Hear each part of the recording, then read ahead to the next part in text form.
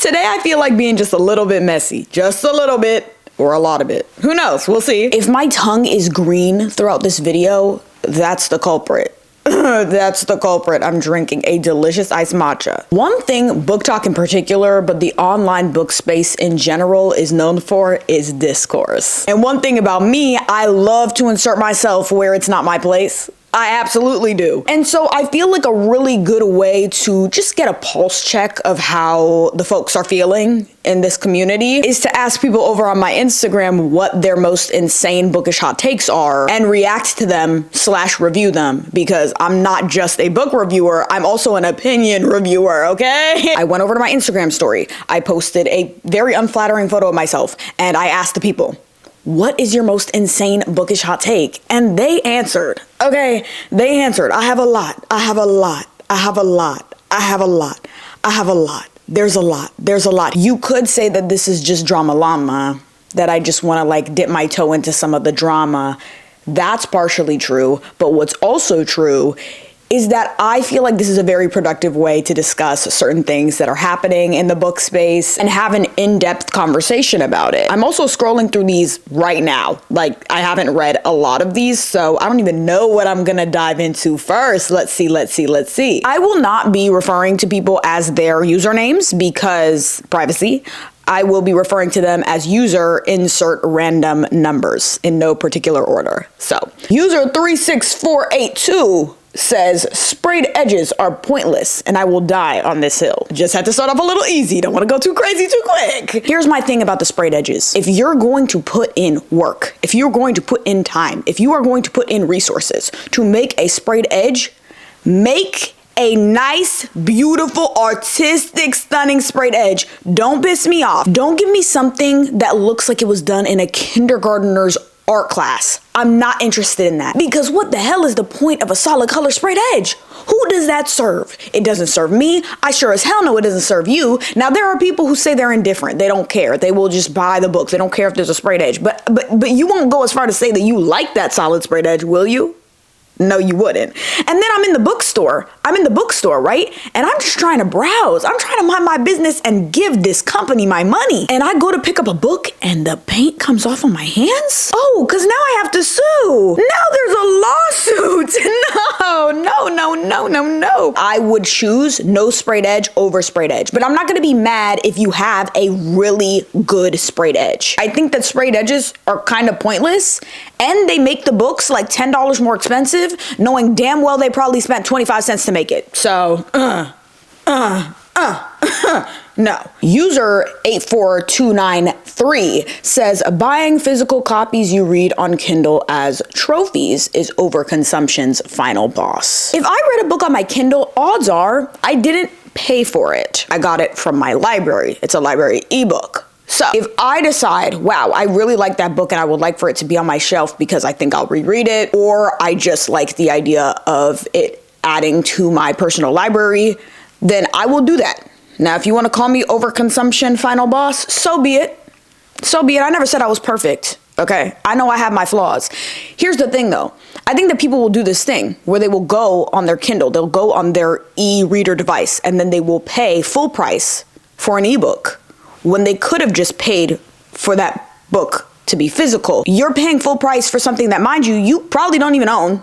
You don't own it.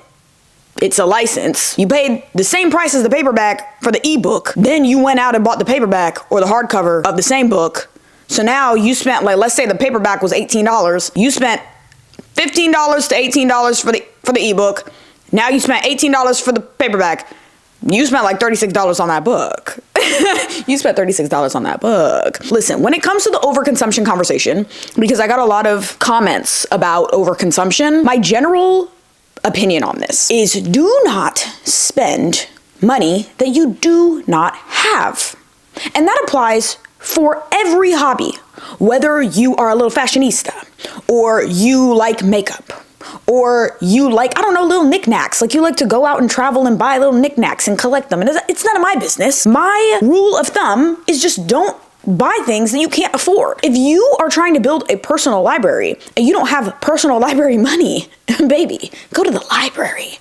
Go to the library, because I'm looking out for you. right? At the end of the day, you can do whatever you want, but I'm looking out for you and that bank. And you said you wanted to buy a house by 30. And that's not what it's giving right now. No. So there's that. But then I also think that reading and buying books got clumped into this overconsumption conversation that we have to remember partially started not just because we care about people's personal finances, but also started because we were talking about the environment. So when we talk about overconsumption when it comes to fashion and things like that, it's mainly because fast fashion is like killing the planet. And books aren't doing that, right? Like books are not pollutants in the way that clothes are. I just don't think it has the same impact. You can have your opinion on whether or not people should be spending all that money to own the books that they like read on their Kindle or own books that they've read. But at the end of the day, I just don't think the impact's the same. So I'm not going to really complain about it. What I will say though, again, to reiterate, I don't think that it's a problem to have a personal library, to own all of these books, whether you got them on Kindle or not, if you can afford it. If you're super duper duper rich, you got the money, I don't care what you spend your money on, girl. That's between you and Bank of America. Oh, no. This opinion hurt me like a dagger to the chest. User 29834 says the Hunger Games books were not that good because Katniss as a character was insufferable.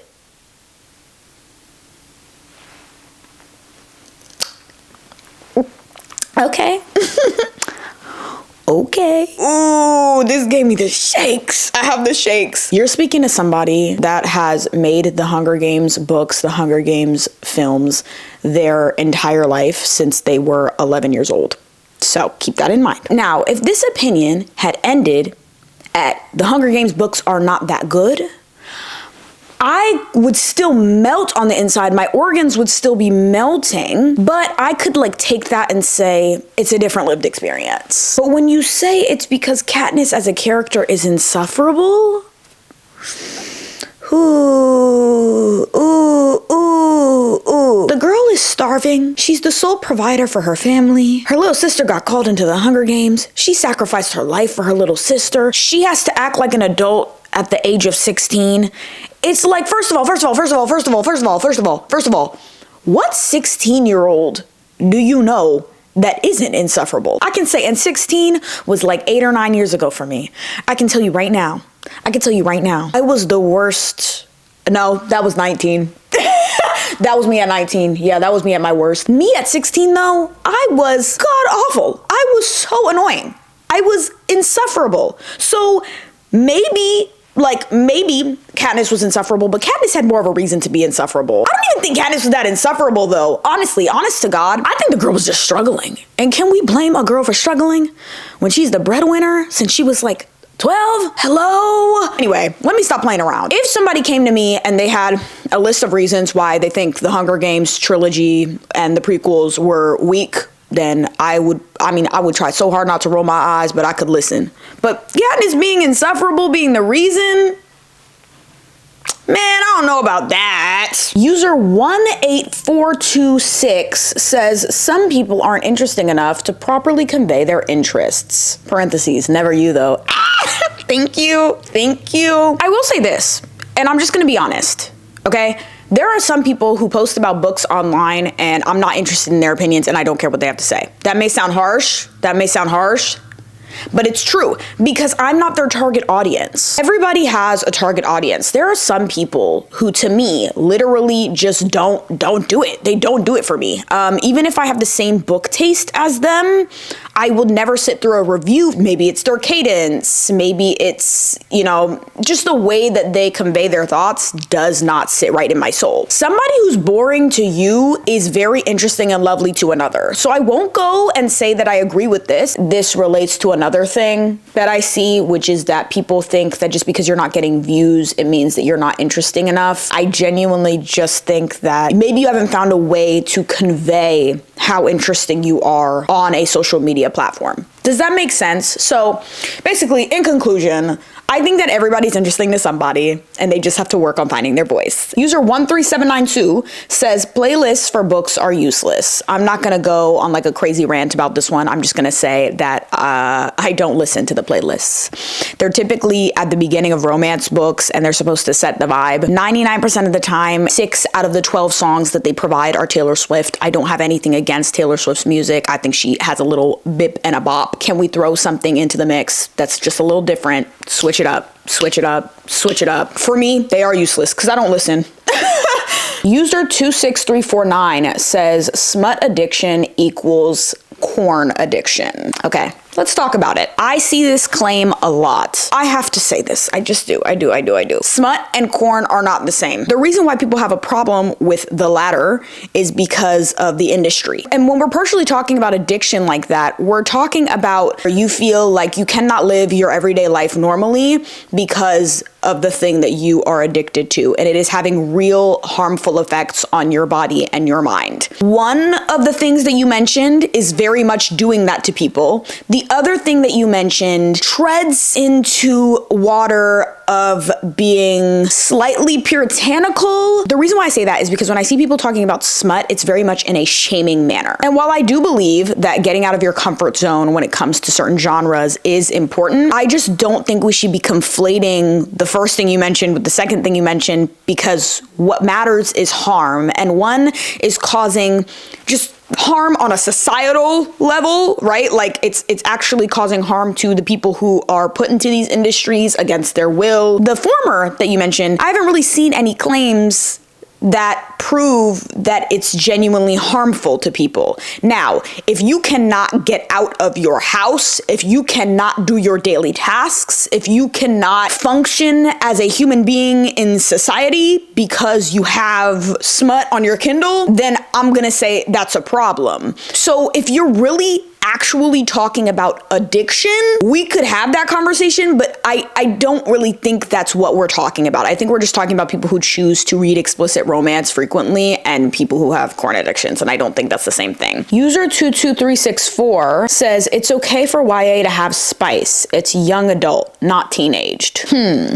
Stay with me, okay? Stay with me. Young adult is suitable for ages 12 to 18. I think I saw somewhere recently that it's now considered 13 to 18, but I don't know. Back in my YA days, it was 12 to 18. And that's why we always saw characters ranging from the ages of 16 to 18 years old. So that's a really big range. 12 is different from 14, is different from 16, is different from 18. 12-year-olds and 13-year-olds should not be reading the same books that 18-year-olds are, but that's why 18-year-olds can read adult books. They can read YA, but they can also read adult books because they're technically adults. That's where the introduction of new adult comes in, where new adult is for ages 18 to like 25. So the characters are typically 19, 20, 21. It really creates space for the older end of teenagers to engage with things that are for more mature audiences. So there is spice in new adult books because the people reading them are typically in college or just got out of college. But because young adult is for ages 12 to 18, I do not think it should have any explicit content in it. We're starting to blur the lines a little bit between young adult and new adult, and I will use Check and Mate by Ali Hazelwood as a really good example. Check and Mate is technically Ali Hazelwood's YA debut, but the main characters are 18 and 20 years old, I believe.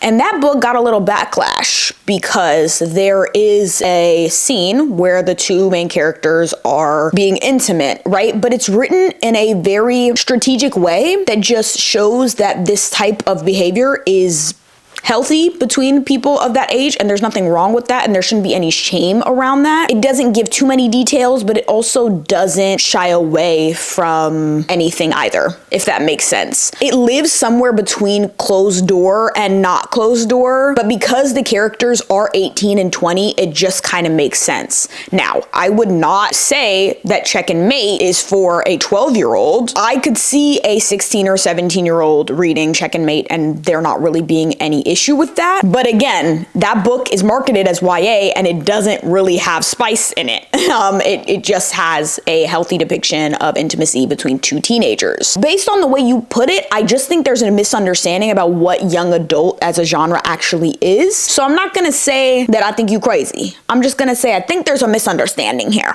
User 32946 says, if it doesn't have romance, I'm honestly not reading it. I don't care. I get it, right? You have a genre preference. Even if it's not a book that's just romance, the vibe that I'm getting is that you need a subplot of romance to be in there. There needs to be some romantic tension between some characters. At the end of the day, I am not your mama, I am not your daddy, I am not your cousin, I am not your auntie. So I cannot tell you what to do. I will say this though, the world gets very big when you step out of your comfort zone. You may not realize how many things you're missing out on because you just want to read books that have romance in them. I will tell you this from personal experience. I got back into reading in 2023, like mid 2023. I loved reading when I was a kid and my preferred genres were dystopian, fantasy, things like that. I thought I didn't like romance. I genuinely thought that I did not like romance books. I used to not want to touch them with a 10-foot pole because I thought that the most that I could tolerate was a subplot of romance.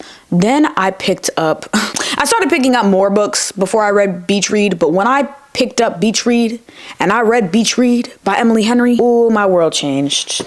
My world changed, and romance is now one of my favorite genres. And I get that you're not saying like I refuse to read anything other than romance. You're just saying if it doesn't have romance, I'm honestly not reading it. There are so many books out there that you're missing out on because you have like this one requirement. Again, I'm not your mommy, I'm not your daddy, I'm not your auntie, and I'm not your cousin. So I cannot tell you what to do. But I would always encourage people to step out of their comfort zone. I don't care what you're doing. It could be knitting, it could be shoe shining. I don't care. I would say try something new, get out of your comfort zone, explore, see what else you can really get into. So like, I respect it. Like, I read my preferred genres 75% of the time, but when I branch out, sometimes I see the world in a different light. I do. User 2910228 says, I will DNF a book if I see a 21st century reference. Oh. You're strict. You are strict, mamacita. So when you say a 21st century reference, what are we talking about? Are we talking about social media or are we talking about cell phones and like Wi-Fi? Are we being really strict here and saying that you don't want any contemporary references, period? Or are you just talking about social media? Because a lot of people, when they say this, I think are talking about social media. And I will say that for a while, I agreed with you. I didn't want social media to be mentioned at all of my books because I felt like they just took me out of it. Like, why are we talking about TikTok right now? Why are we talking about Instagram? And then the worst one is when they invent a social media platform called like Instatoon or something like that. No, that gives me the icky wicky. Not interested in that. But saying you'll DNF it, that is strict. Okay, like even me, I would finish the book because it probably had some references that I didn't want. But like to say you'll DNF the book if you see a 21st century reference, do you not read contemporary? Because if you don't read contemporary novels, I would say, okay. If not, some people out there are quite strict. This is another one about overconsumption. User 34226 says, having a home library is maybe overconsumption, but it's everyone's goal and dream. To piggyback off of my last point, like I'm in a freshman year seminar. When we talk about overconsumption, we have to talk about the impact. Who is being harmed when we talk about overconsumption? If it has some severe environmental impacts, I will say, yes, I agree with you. I think that people who literally clear out their closets to get new clothes every season need to seek help, like genuinely speaking. Unless you need new clothes because your body is changing and you just don't fit in things anymore, they're too big, they're too small. Clearing out your wardrobe that frequently is alarming to me. Where is it going? It has direct environmental impacts. I don't care what books you have in your home.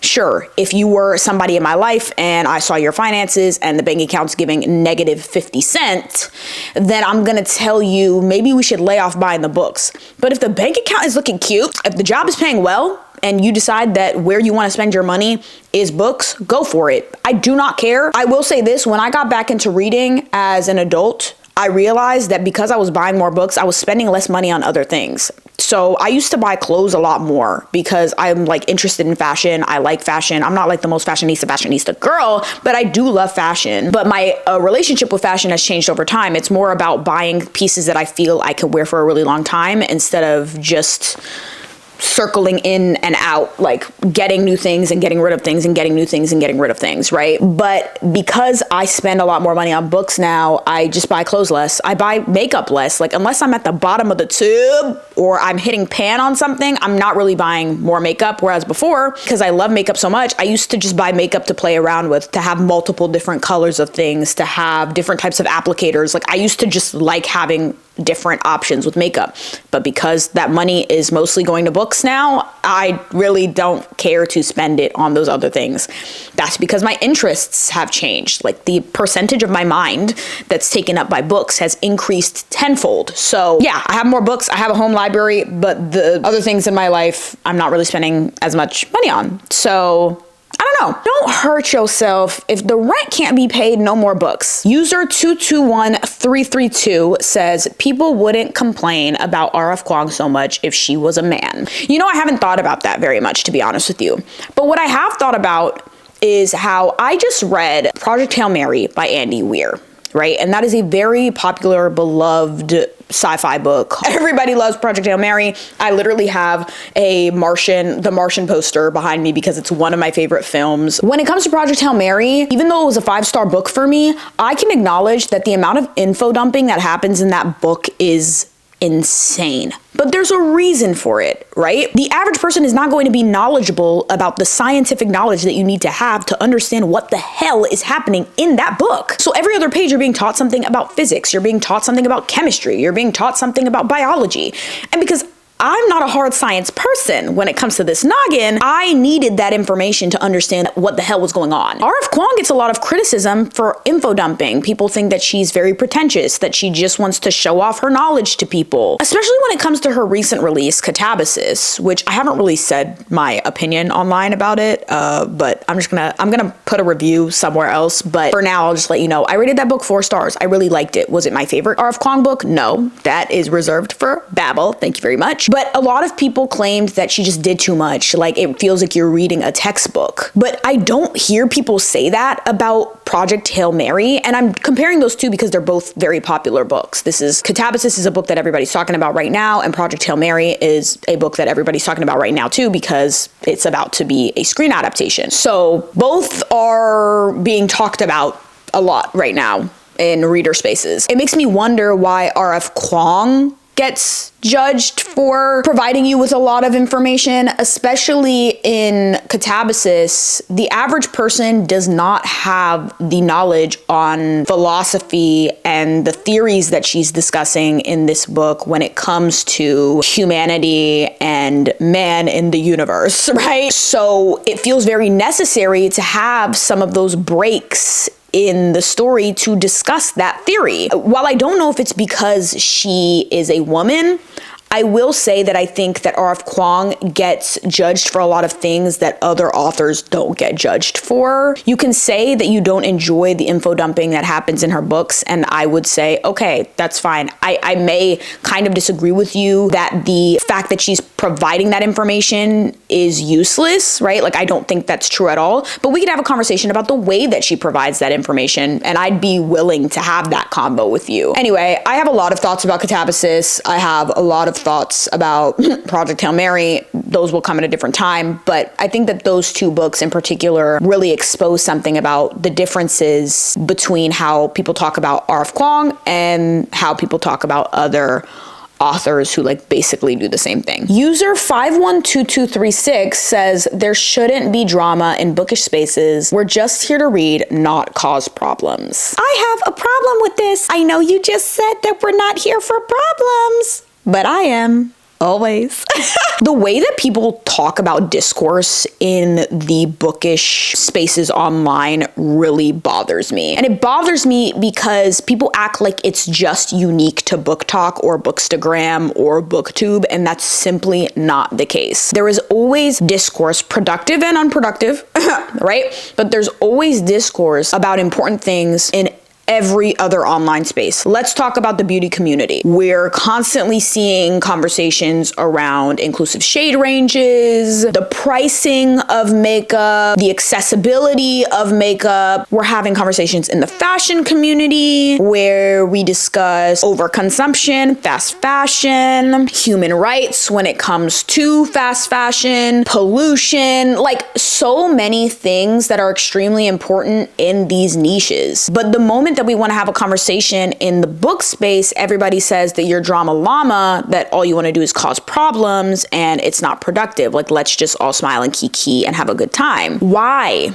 Why can't we talk about serious things? Why can't we have important conversations without people chirping in our ear that we're ruining their fun? Now, I'm not trying to hate on the person who left this comment, but I think that it's really important, guys, for us to understand that this is not unique to our community, and it's very, very important for us to continue talking about everything critically all the time, especially when we are literally in the midst of a literacy crisis. You may not like the way that people say their opinions. You may feel like they're just judging others.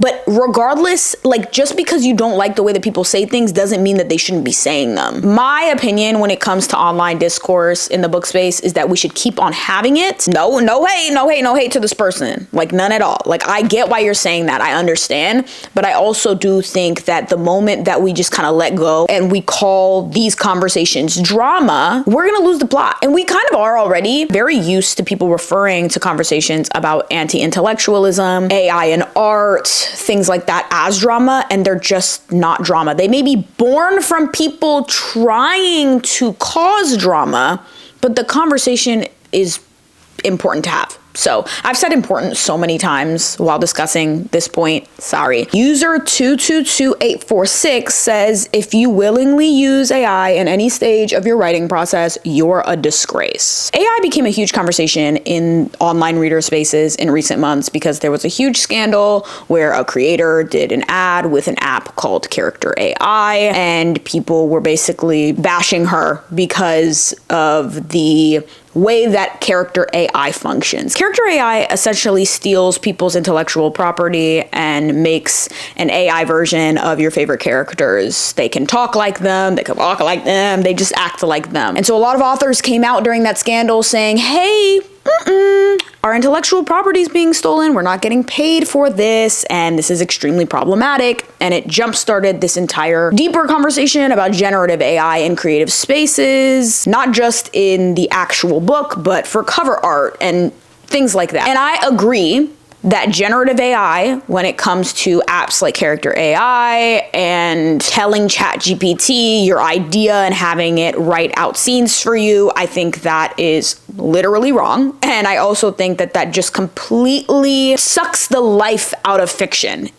Why are we writing at that point? What is your reasoning for writing if you're having ChatGPT tell you what to write? If you're having ChatGPT give you prompt ideas? Like, where is the passion for the actual craft, for making the art? It makes me incredibly suspicious of the person's intentions. However, a lot of people started conflating AI in things like, I don't know, Netflix recommendations and like grammar checks on Google Docs and spelling checks on other things. And I was just like, y'all, we are absolutely losing the plot. AI is in our everyday lives. AI has been in our everyday lives since before ChatGPT and these other generative AI platforms. AI in general is not necessarily a bad thing, but we need to be extremely critical about the way that AI is used and can be used. AI literally just stands for artificial intelligence. We use artificial intelligence every day. Siri is artificial intelligence. My Google Home that is literally sitting on my dresser right now is artificial intelligence. Not all AI is causing the same harm as other forms of AI. So no, I don't think using it at any stage or for any part of your process is bad. I think using it for the actual creation of your art, using it to give you ideas, using it to essentially cheat your way through the creative process, that's when I have a problem. That's where I think it's a bit problematic. But we also need to be very careful about how we discuss AI, because some people will get online and say that, why are y'all hating on generative AI when you use your Alexa or Siri or Netflix or Spotify, or, you know, we need to be clear because some people act purposefully obtuse. User 52783 says audiobooks do count as reading. I don't care. I agree with you. I cannot for the life of me understand why this is a hot take. I think that people who want to say that audiobooks are not actually reading need to reflect on why the hell they want to have that conversation in the first place. Who does it serve? Think about who it serves and think about who that excludes. When I'm reading an audiobook, I will say I listened to the audiobook, but I also will tell people, hey, I read that book when I'm talking about the book. I'm not going to say I read the audiobook. I'm going to say that I listened to the audiobook, but when I'm talking to people, but when I'm having conversation, I'm going to tell people, oh yeah, I read that book.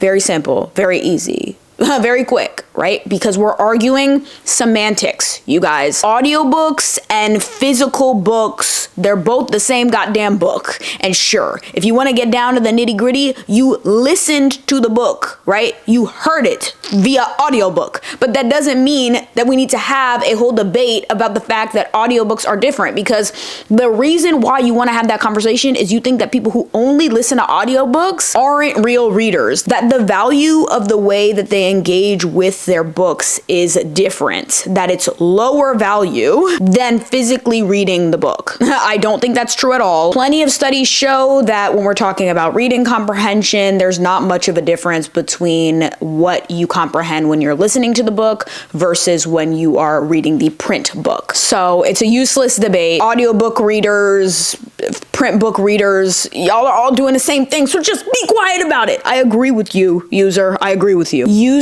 35689 says, asking is there spice is completely understandable. So I get where this person is coming from. If somebody's talking about a romance book and they want to know if there is a little bit of intimacy, a little bit of dun dun dun dun dun in it, then yeah, you're asking, is that in the book? You may want it, you may not want it, whatever. But I do think that asking, is there spice, exposes a different issue, which is people are not using their brains anymore to do any other research or understand that some books and that question don't go together. For example, if I make it very clear in a video that I'm talking about a young adult book, why are you asking me if there's spice in it?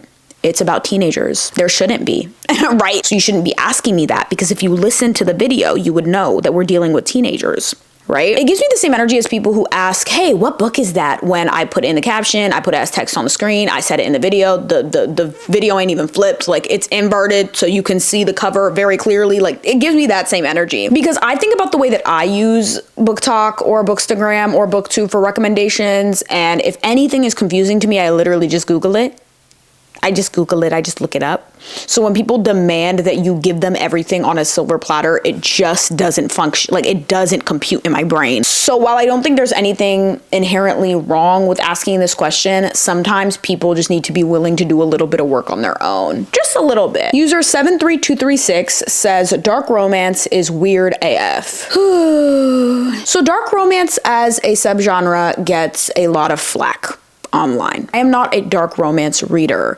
Nothing about it appeals to me. I've never thought, hey, I want to pick up a dark romance book. But I can't necessarily speak to people's lived experiences who do feel that there is value in dark romance, who do experience the value in dark romance for themselves. I don't know enough about dark romance, and I don't want to make sweeping overgeneralizations about people who read it and about the genre in general. So I will say this. There are different types of dark romance. There is dark romance where the romance itself is the dark part, and then there is dark romance where there are dark themes surrounding the romance, but the actual relationship isn't necessarily dark. Like, they are the light for each other in this very dark world. I try to listen to people in good faith when they're talking about the benefits of dark romance for themselves, especially because I'll be honest, when I first got on booktok, I was a little bit confused when I heard some of the things that these books were depicting.